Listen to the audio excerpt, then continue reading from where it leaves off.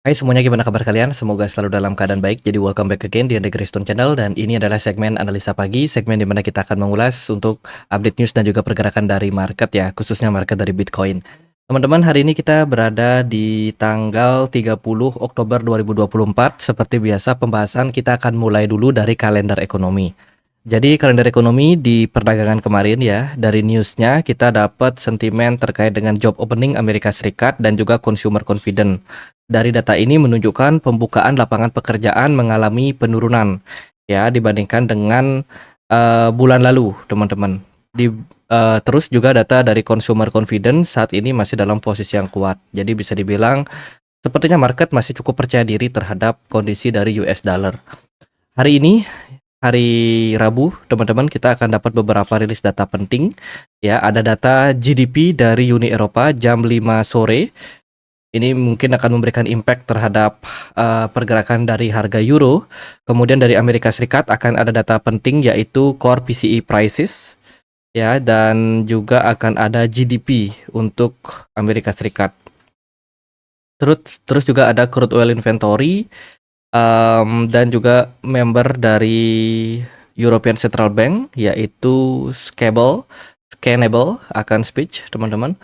Jadi beberapa rilis data ini berpotensi memberikan impact terhadap harga dari dolar ataupun euro. Jadi tetap waspada bagi teman-teman yang trading. Bitcoin overall saat ini dalam posisi yang cukup bagus ya. Bitcoin sudah breakout dari pola broadening wedge pattern, dan overall sekarang kita tengah berada dalam posisi yang cukup tinggi. Sedikit lagi bakalan melampaui all time high sebelumnya. Jadi masih akan sangat-sangat menarik. Kemudian sedikit data dari prediksi market US ya.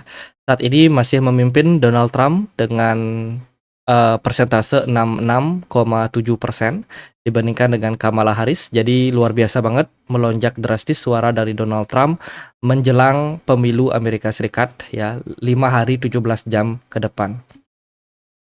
Kemudian ini adalah data yang menurut saya penting untuk kita pertimbangkan juga. Total asset of the Fed ya, atau Federal Reserve Balance Sheet. Ini merupakan sebuah data terkait dengan seberapa banyak uang dari the Fed yang beredar saat ini. Kalau kita melihat semenjak setahun terakhir sejak the Fed melakukan menaikkan suku bunga, itu menyebabkan Fed balance sheet-nya mengalami penurunan yang ekstrim.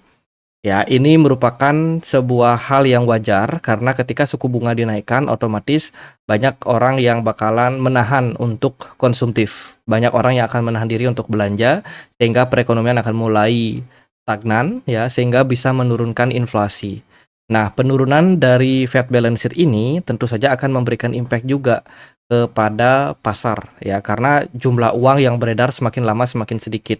Otomatis meskipun pasar mengalami tren kenaikan, namun biasanya akan kayak ada batasnya.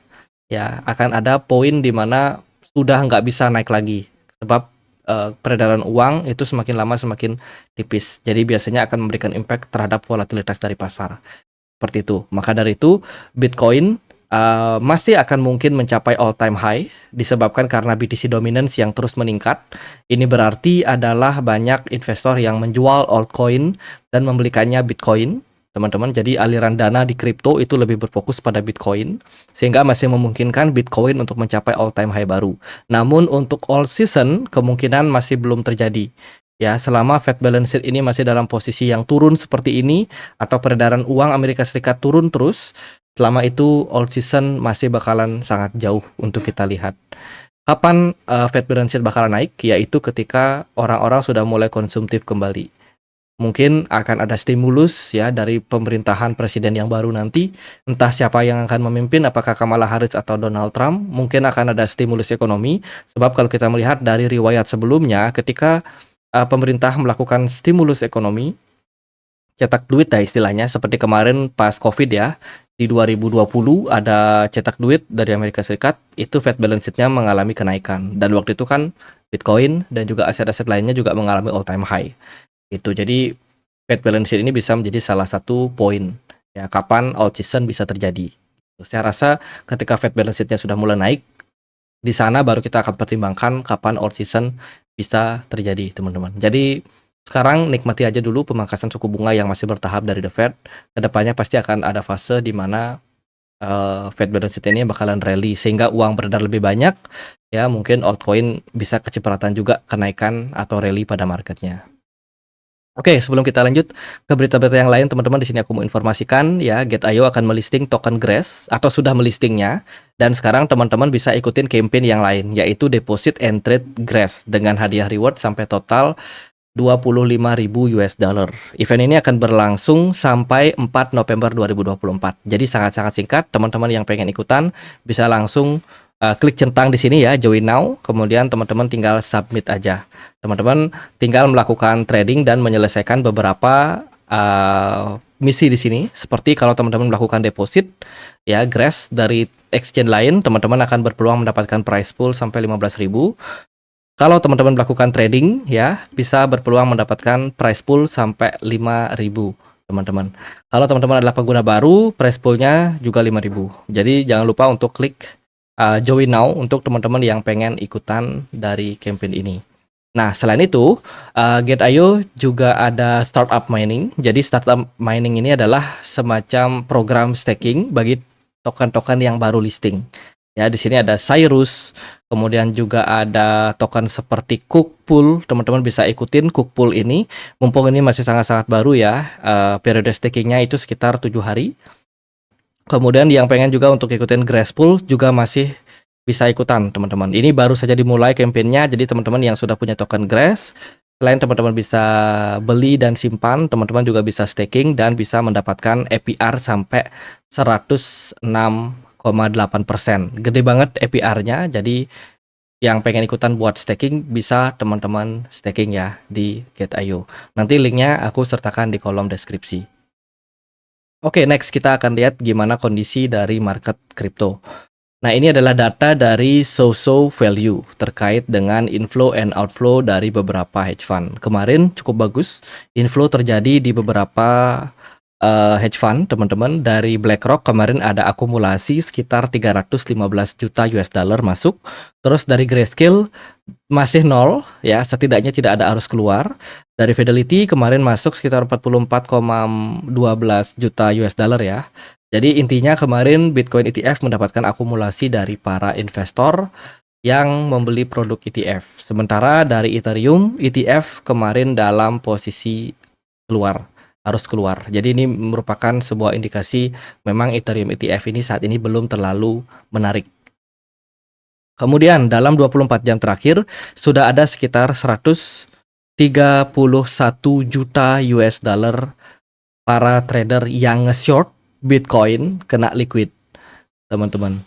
Dan kalau kita lihat dari data ini memang menunjukkan kemarin itu banyak yang kena liquid ya. Karena kalau aku perhatikan juga dari YouTuber lain banyak yang prediksi kalau kenaikan Bitcoin kemarin ke 71.000 itu adalah bull trap.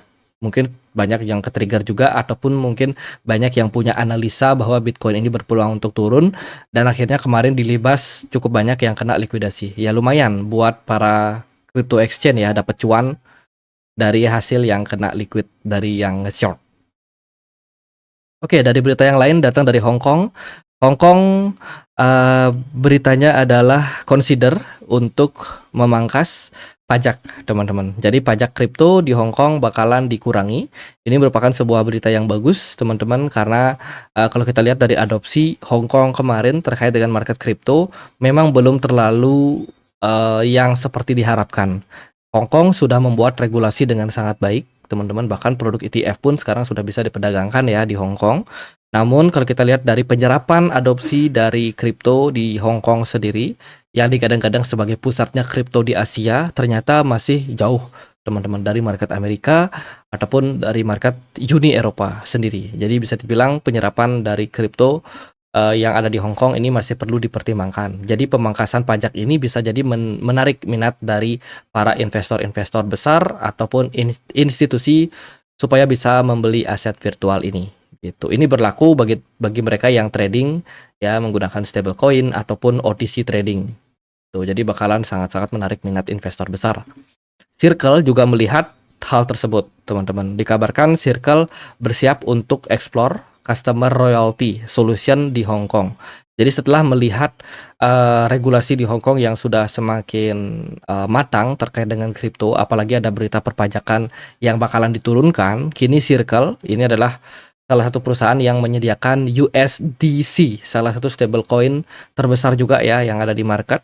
Nah, ini bersiap untuk masuk juga ke pasar Hong Kong setelah menandatangani Memorandum of Understanding atau MOU, teman-teman, yang baru saja ditandatangani dan akan siap menyediakan layanan-layanan dari Circle untuk menyediakan transaksi yang lebih luas, khususnya untuk stablecoin USDC. Ini juga menjadi good point untuk perkembangan kripto di Hong Kong. Kemudian dari berita yang lain datang dari Tether. Nah, Tether kan belakangan muncul lagi ya berita terkait dengan penjagalan Tether. Sebelumnya memang kalau kita perhatikan sejak keruntuhan dari FTX kemarin di tahun 2021 itu Tether banyak kena kasus. Bahkan sebelum-sebelumnya pun banyak juga yang mencurigai bahwa Tether ini tidak transparan, mereka punya reserve. Jadi Tether ini merupakan sebuah stablecoin yang di backup oleh US dollar gitu. Jadi intinya Tether ini membeli sebagian besar obligasi pemerintah Amerika Serikat, teman-teman. Nah, itu yang dipakai jaminan kalau USDT itu akan 1:1 sama dolar, selalu seperti itu. Tapi kalau kita lihat dari rekam jejaknya, memang Tether ini sempat dicurigai sebab jumlah Tether yang beredar itu tidak sebanyak mereka punya cadangan reserve. Tapi semakin kesini sebenarnya Tether ini sudah mengikuti regulasi yang ada. Jadi saya rasa kasus-kasus yang menyerang Tether ini kemungkinan bakalan bisa dimenangkan langsung oleh Tether. Jadi saya cukup percaya USDT masih bakalan survive, teman-teman. Itu. Tapi kita akan lihat seperti apa perkembangannya. Kemudian dari berita terbaru datang dari OKX Exchange ya, baru saja berpartner sama Standard Chartered. Standard Chartered ini salah satu bank terbesar, teman-teman. Jadi saat ini Standard Chartered dipilih sebagai third party untuk crypto custody dari klien-klien OKX. Ini merupakan sebuah berita yang bagus karena OKX bakalan semakin aman karena dana-dana investor bakalan disimpan langsung di bank terbesar, teman-teman. Jadi good point untuk OKX. Kemudian berita terbaru juga datang dari Elon Musk. Elon Musk dikabarkan siap untuk membuat atau ya bisa dibilang dia mensuplai ya sekitar 10 miliar humanoid robot. Humanoid robot ini adalah robot-robot yang berbentuk manusia gitu, yang akan dihargai nanti sekitar 20.000 sampai 25.000 US dollar per robotnya di tahun 2020. Di tahun 2040, teman-teman. Jadi ini merupakan sebuah berita yang sangat-sangat mengejutkan di mana Elon Musk dikabarkan sekarang sedang banyak invest ya di proyek pembuatan robot manusia yang sepertinya robot ini bakalan menjadi pengganti dari manusia itu sendiri ya. Jadi siap-siap bagi teman-teman, AI bisa dibilang menjadi salah satu alat yang bisa mempermudah pekerjaan manusia, namun AI juga bisa menggantikan banyak pekerjaan manusia. Kemudian juga robot-robotan seperti ini juga bakalan bisa men-trigger akan lebih banyak lapangan pekerjaan yang berkurang ya, dan akan banyak juga lapangan pekerjaan baru yang ada. Jadi intinya adalah bukan pekerjaan yang semakin sedikit, tapi kitanya yang harus lebih beradaptasi dengan perkembangan zaman. Karena pasti akan ada pekerjaan-pekerjaan baru. Cuman kadang-kadang kan kita nggak siap skill dan juga knowledge-nya ya, sehingga kita merasa pekerjaan lama-lama makin sulit didapat. Padahal sebenarnya itu tidak sesuai dengan basic kita atau skill yang kita miliki sudah tidak relevan lagi terhadap zaman. Jadi kita harus tetap beradaptasi nih, teman-teman. Siapapun itu, even ya sebagai content creator pun juga sekarang sudah mulai banyak tergeser ya dengan AI, teman-teman. Jadi ya kita harus tetap beradaptasi. Kemudian berita yang lain datang dari Bhutan. Bhutan dikabarkan kemarin memang sempat membeli Bitcoin. Tapi belakangan ini ketahuan kalau Bhutan ini melakukan transfer ya, Royal Governance of Bhutan itu transfer ke Binance, teman-teman.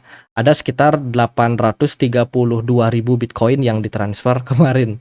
Jadi ini apakah Bhutan sudah mulai melakukan penjualan terkait dengan kenaikan dari Bitcoin? Ya, who knows, teman-teman. Kita tidak tahu pasti.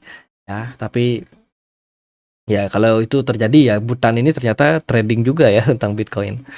Oke, kita akan lihat gimana impact terhadap pasar ya. Jadi overall pergerakan dari Bitcoin saat ini berada di kisaran level 72.600 ya. Bitcoin detik-detik melampaui all time high sebelumnya. Jadi dikit lagi Bitcoin akan bisa melampaui level 74.000 dan ini merupakan sebuah good point untuk market.